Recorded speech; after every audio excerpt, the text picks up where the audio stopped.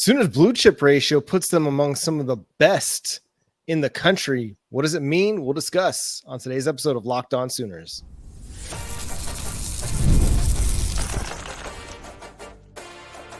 You are Locked On Sooners, your daily podcast on the Oklahoma Sooners. Part of the Locked On Podcast Network, your team every day. What's up, Sooner Nation? Welcome to Locked On Sooners, and thank you for making Locked On Sooners your first listen every single day. Today's episode is brought to you by Game Time. Download the Game Time app, create an account, and use code LOCKEDONCollege for $20 off your first purchase. Terms apply. I'm John Williams. He's Jay Smith. We're here with you, Locked On Sooners, every single day. And shout out to all the everydayers out there tuning in with us on YouTube or wherever you get your podcasts. Jay, the first thing we're going to discuss is that coveted blue chip ratio, and the Oklahoma Sooners come in among the best in the country as blue chip ratio is defined, the number of 4 and 5 star prospects on your roster entering the season. And they come in behind just Ohio State, Georgia, Alabama, Texas A&M, and Oregon. So that is 7th in the nation in blue chip ratio. Pretty impressive for what Brent Venables has been able to do in just 3 years' time.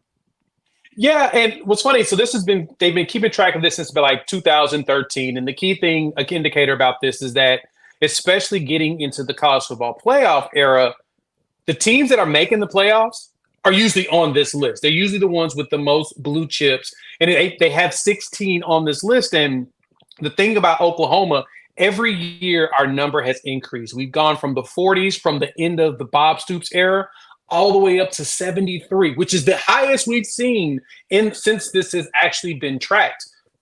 That's a huge deal because it shows you what Brent Venables is here doing, right?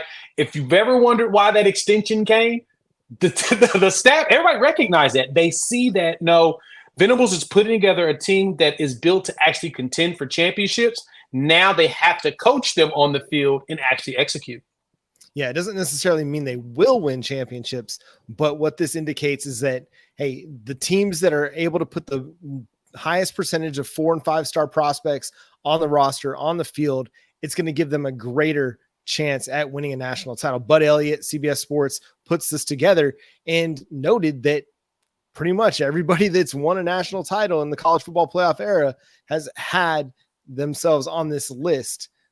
And I think it's significant. I know stars aren't the only thing that matters. We see it all the time. Number 3 star prospects, underrated or unrated prospects all the time, making significant impacts on the team. But as we see with the NFL draft, if you're a 4 or 5 star prospect, you're more likely to get drafted than if you are a 3 star prospect. And not to say that there's not a bunch of 3 star prospects that don't get drafted. They do, but there are fewer 5 stars, fewer 4 stars, and it's a pretty good evaluation of talent. Do they hit every time? No, they don't. But it's a pretty significant evaluation tool. And Brent Venables and the Oklahoma Sooners, again, 7th, and they're going to be a contender.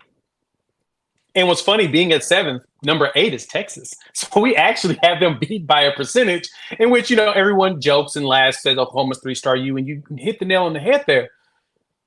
You get, as a 4 and a 5 star, you have a 10 times more likely chance to get drafted higher in the NFL draft. So that number statistically makes sense. And it makes sense why schools focus on 5 and 4 stars, because yes, you're more likely to get drafted. But being a 3 doesn't mean you're not going to get drafted. Being a walk-on doesn't mean you're not going to get drafted. You just have to work harder to get to that point. It's a lot easier with those 5 and 4s. Now, as you mentioned about national champions, Michigan won the title this past year. Their blue chip ratio is 54%. Now, the thing they had going for themselves is they had a lot of older players on there, right? It makes you think about like Oklahoma State was like last season, not this past season, but the season before, they had all those super seniors on defense and they had won the nation's top.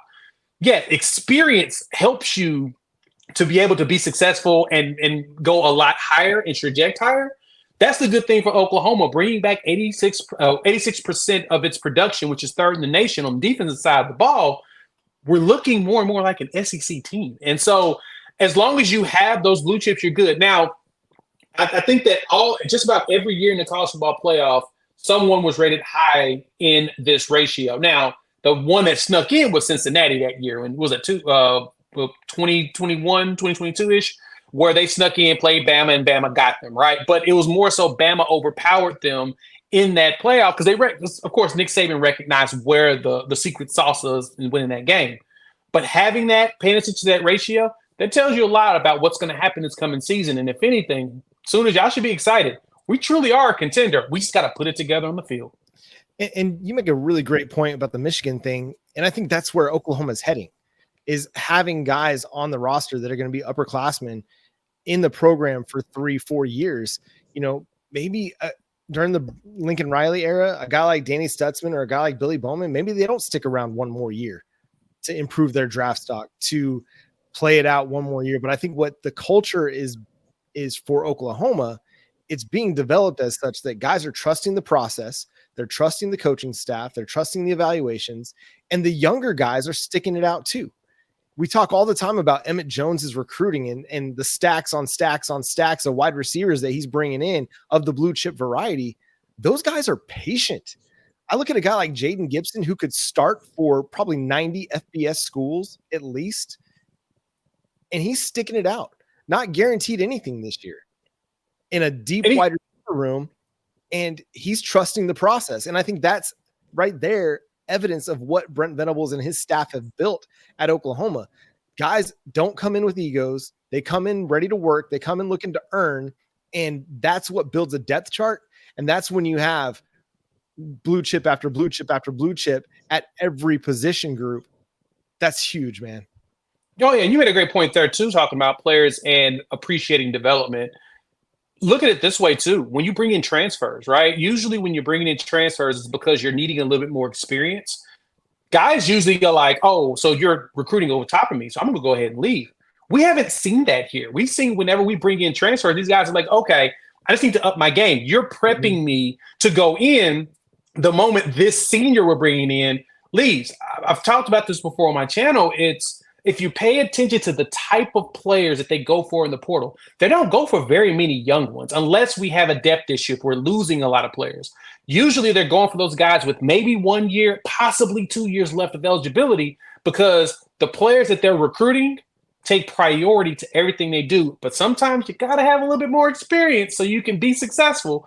And that's the one thing I think that builds favor within the locker room. The players feel like, oh, no, you're not overlooking me. You're just trying to prep me for the next level. You know, you're going to have players like a Dominic Williams, a Deion Burks that just make sense. You're not going to go after every player that's out there. You're going to go after guys that just absolutely make sense and are big time difference makers. And that's what the difference is on the recruiting trail. It's an exciting development to see what Brent Venables, we've been talking about it for months, for years now, what they've been doing on the recruiting trail.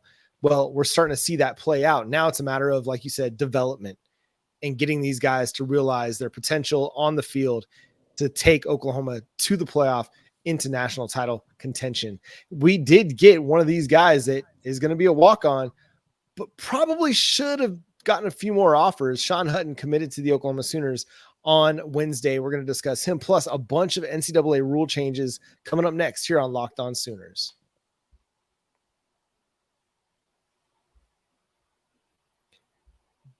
Game Time is an authorized dealer of Major League Baseball games during the summer.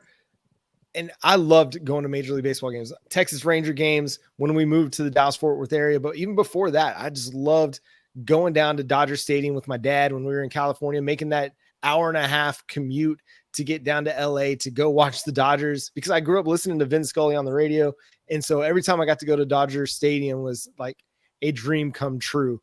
And you can get it on the dream over at Game Time, whether you're in the Metroplex or up in the KC area or up in St. Louis. Game Time has the best place, or is the best place to go for the last minute tickets to Major League Baseball games across the country. And one of my favorite things is in the app, you can see exactly what you're looking for from your seat inside the app. You're not going to have to guess, okay, where's the seat at? What am I going to be looking at? Now you get a perfect view from the Game Time app. So go download the Game Time app, create an account, and use code LOCKEDONCollege for $20 off your first purchase. Terms apply, but again, create an account and redeem code LOCKEDONCOLLEGE for $20 off. Download Game Time today. Last minute tickets, lowest price guaranteed.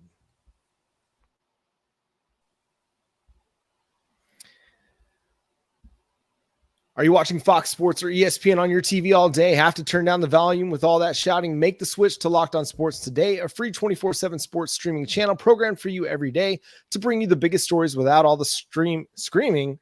Locked On Sports Today brings you can't miss analysis, opinions, and news streaming 24/7 on YouTube or the free Amazon Fire TV channels app. Part of the Locked On Podcast Network, your team every day. And every recruiting segment here on the Locked On Network is brought to you by LinkedIn. Go to linkedin.com/LockedOnCollege to post your job for free. Terms and conditions apply. And we're talking recruiting because the Oklahoma Sooners picked up a commitment from preferred walk-on Sean Hutton out of Lewisville, center, interior offensive lineman. And man, I'm not gonna lie.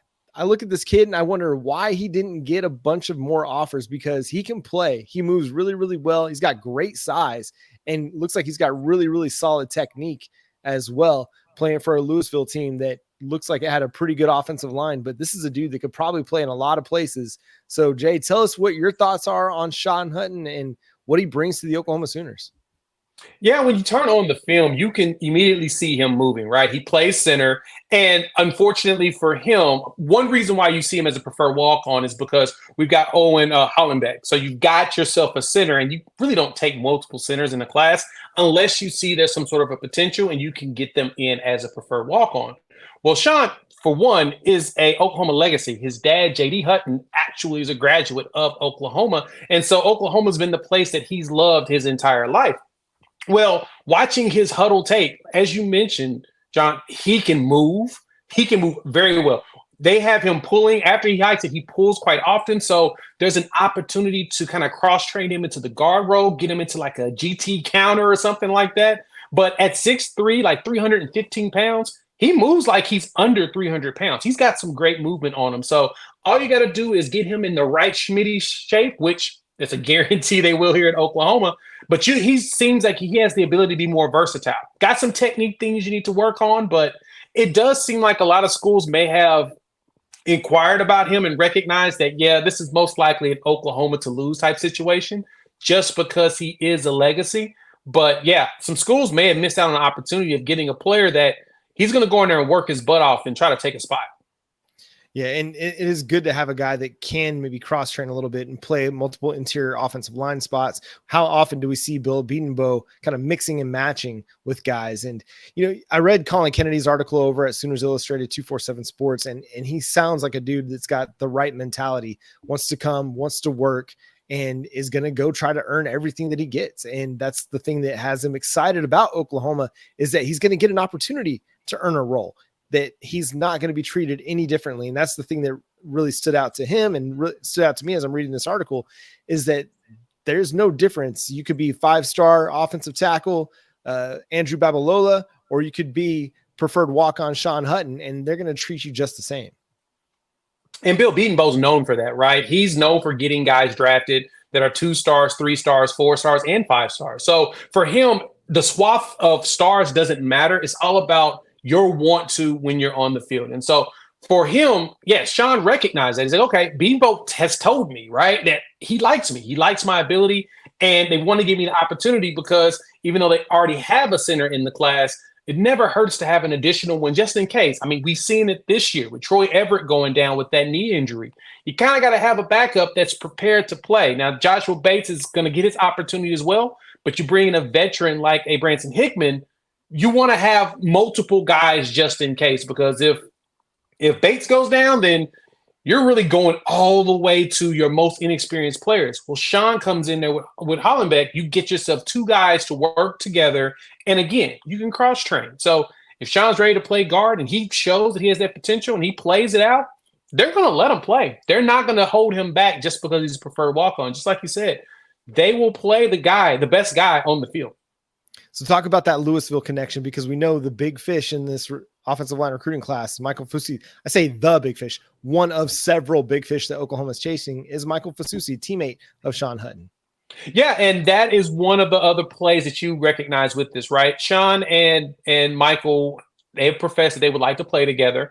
There's no guarantees, but it appears that is kind of a potential for there. There's also one more offensive lineman in this place, which is Lamont Rogers. I've heard that Lamont and Sean is also friends. And so there may be an opportunity for everybody to try to come to one school. And if Oklahoma can win that, that would be huge for recruiting going into the SEC. Now, the other thing, too, is they just get Sean and the other guys decide, well, we're going to try something else. Sean can always advocate to them and say, hey, you may want to transfer and come play here with me because I'm getting the opportunity and it looks like this is a good chance for you all to be able to play and, work your way into getting drafted. So Fasusi is the big fish, definitely, that they're going after. This probably added some good grace to, look, we'll gladly take your teammate in. At the same time, remember this, Oklahoma never offers guys they're not interested in. So Sean knows this isn't just for Fasusi.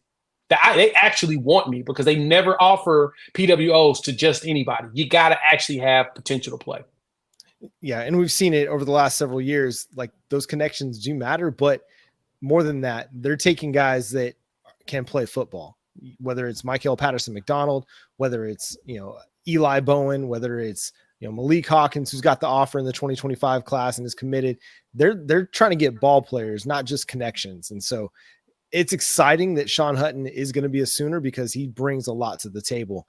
A lot of NCAA rule changes went down on Tuesday, and we're going to discuss, several that are really fascinating. The first one I think is really interesting is the elimination of testing for cannabinoid in the postseason. Now, we've seen in years past where a guy pops positive for marijuana or THC, and he's out for a playoff game. He's out for a bowl game. Well, the NCAA is removing that as marijuana becomes more socially acceptable. We're seeing it become more legal for recreational use as well as prescriptive use across the country.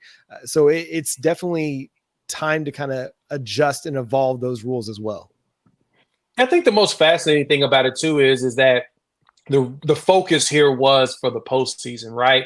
And why I saw it is as you get further and further in the season, that's when that attrition starts kicking in, right? More injuries, more hurt bodies, more soreness. And regardless of how old you are, if you're in as many accidents as they quote unquote are in these games, going through that physical toll, you're going to start feeling a little bit of pain, especially get closer to December. And then even if you get into January, I know the NCAA has been trying to find ways to be more quote unquote healthy when it comes to injury. I know it's more of an oxymoron, but at the same time, you want to find ways to provide some sort of pain relief that's not something that could lead to some sort of an addiction. And it's been proven with studies that, cannabinoid has been something that's been really good for injuries. And I know a lot of players in the NFL talked about that was why they smoked a lot of weed while they played in the NFL was it made me feel better physically without getting on opioids. I was afraid of the addiction. This helped me with pain relief as I was going in between weeks. Well, the NCAA starting to see that. It's like, okay, they're probably dealing with pain instead of them getting injections and popping pills.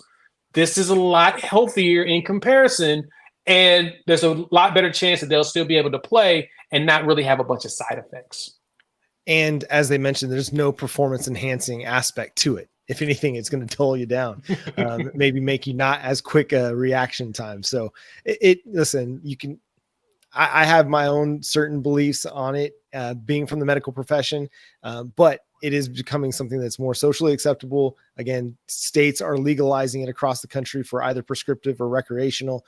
So it's time for these leagues to evolve as well. If it's the law of the land is allowing for it, then the leagues need to be willing to adjust as well. The other thing that's really interesting I want to touch on is the removal of limitations for on-field coaching or on-field coaches during practice and games, although there is still a bit of a limitation for off-field or off-campus recruiting.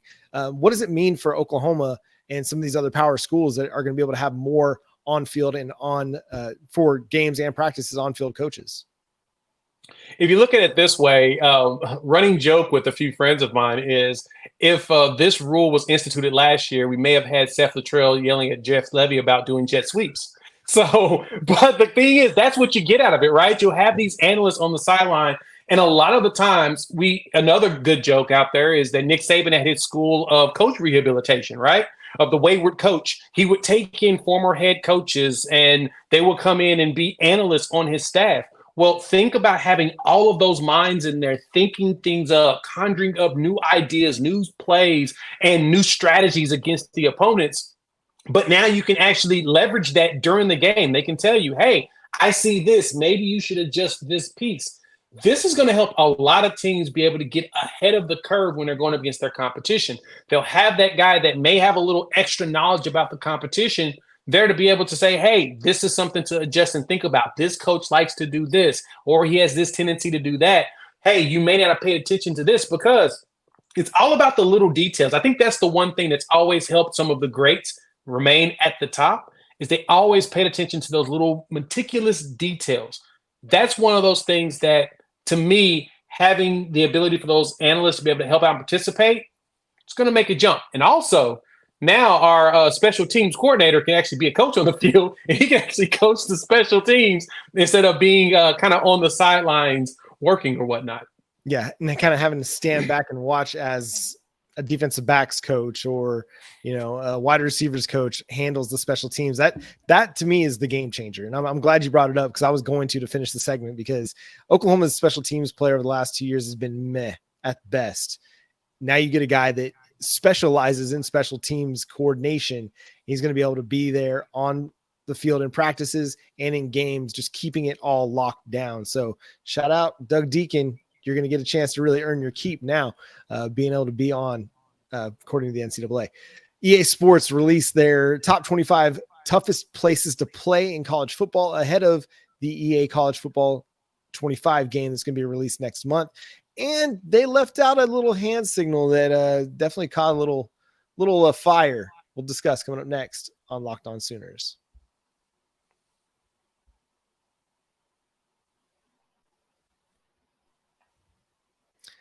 So let's start here. Let's start with the stadium stuff, because I thought it was really interesting, the list that EA Sports released that had Oklahoma in the top 10. Gaylord family, Oklahoma Memorial Stadium in the top 10. Now, when it is humming, it is pretty fire. What Oklahoma Nation and Sooner Nation are able to do inside the stadium on a game day. What were some of your takeaways as you looked at that list? Yeah, there was a few schools that kind of were overlooked. And it's funny because one school that a lot of people pointed out was this big one right there. You got Georgia over there at number 5, right? Like, nothing against the folks over at Athens. I know that place is rocking because of national championships and everything. But a lot of people point out they don't even know the name of the stadium until roughly this list came out, right? And a lot of these others we know. Tiger Stadium, I've been down in the Death Valley. That place is rocking, win or lose. It's always going. But it was exciting to see that Oklahoma's in there, and the recognition of how successful the team has been the entire time that they've been successful in the last 2000s. Now, the beauty of this list is this. Keep this in mind. This list is dynamic. It is not static. So as the season goes on and they feel like somebody else is rocking a lot more than another, you'll see that in the next update, and your team may not be as rocking. Or during your season, if you're out there winning games and your crowd is getting into it, that rating is going to go up. So I like that they recognize that Oklahoma has had so much success at home and teams have struggled to win in Norman that they put them on the list like that. Now, because Oklahoma's also only had 2 losing seasons since 1999, that also plays a great part in that, in which you can see why some of the ratings happen. But we all know when certain places are just ridiculous, the SEC is full of them. And that list basically showed you that it's going to be fun whenever some of you travel to some of these SEC games. Yeah, the environments that Oklahoma is going to be entering when they go on the road, whether it's to Oxford or Auburn or, LSU by far is going to be the toughest place they play this year. But then in 2025, they're going to have to go down to Bryant-Denny Stadium in Tuscaloosa and face Alabama. They're going to have to go to Neyland in Knoxville and play Tennessee. So, this year, yeah, you get some tough ones, but also next year you're going to get some tough locales to have to go play in. But it's going to be fun to watch this thing evolve as the season goes on and see who jumps into the top 10 and who falls out. I think Oklahoma State fans, I think they have a pretty solid case to be in the top 10. That place has become a really, really difficult place to play, especially for Oklahoma over the last 2 of the last 3 years. I mean, the end of the 2021 season and then the way 2023 went down, a lot of it, I mean, the fans really showed out and made life really difficult for Oklahoma in those really tight moments. So horns down. EA Sports is putting all of the signals, all the hand signs, the Gator chomp. Hopefully, there's only one. We get horns up, but we're not getting horns down in EA Sports. And just another way to protect those Texas Longhorns sensibilities by keeping horns down out. And when it could be so simple, all it takes is just a little bit of coding and you turn this into this and it's all good. But man, social media had a field day across the nation with horns down being left out. Yeah, and it's always funny because every Texas fan will tell you, we don't really care about that. But obviously someone cares. I mean, after the kids were kicked out at BYU when they had the horns down shirt, the shirt that spelled out horns down, they kicked them out because of that. That tells you everything you need to know about who cares about that, who doesn't. Now, I laughed at it just like everyone else online. And of course, as you mentioned, John, the social media had a field day on it. It's just something that we know it gets under your skin. It's the sibling that just keeps poking you because they know it bothers you and you keep pretending like it doesn't. Just acknowledge that it bothers you. And I promise you, people will probably no, never mind. No, they won't. We'll continue to do it more and more just because it's a rivalry for us.